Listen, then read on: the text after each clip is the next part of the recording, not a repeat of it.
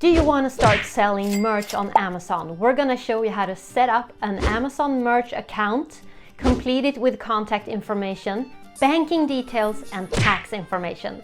Hey, I'm Malin, I'm your online mentor here to help you create the business and life you deserve. So make sure to smash the subscribe button and the bell so that you don't miss out on everything online business.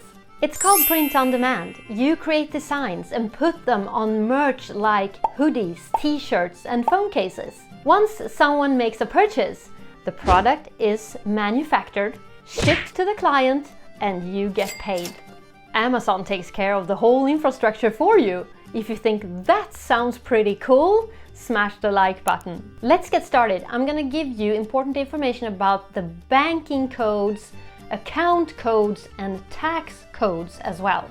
Head over to merch.amazon.com and we'll start the screen share.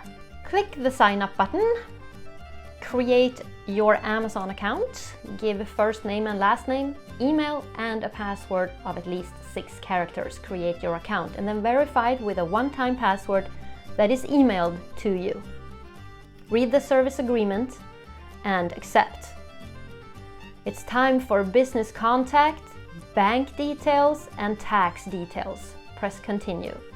Is your business individual or a corporation? Give it here.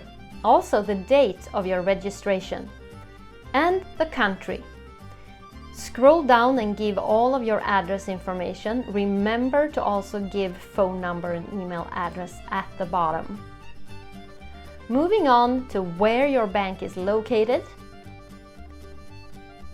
and the account holder name. Let's stop the screen share right here because I'm gonna tell you about the IBAN and BIC codes. Okay, so listen up. The IBAN number is a global ID number for your individual account. Find it in your internet bank. In Sweden, it starts with SE and has another 22 digits. The BIC or SWIFT number is your bank's global ID. My bank, for example, has a global ID with 8 characters. Find it in your internet bank. The TIN number is your tax identity number. If you have a business, it's your corporate ID. If you have an individual business, it's probably your personal ID. Find it at your tax authorities when you log on. Back to the screen share here. So here you put the account holder name, which is probably you, and then the codes. Now you're all set up to receive payments from Amazon, from the different marketplaces. It's time for your tax information. Save and continue, complete tax info, give a couple of answers to what type of business that you have, whether you reside in the US or not. Scroll down, answer some more questions, and then get to this tax identity.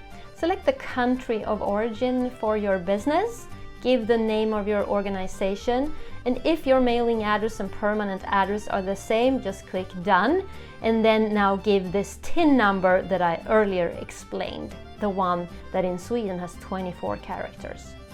Confirm, then it's time to sign. So you check the boxes and then you sign at the bottom, come back to this page where you scroll down for save and continue.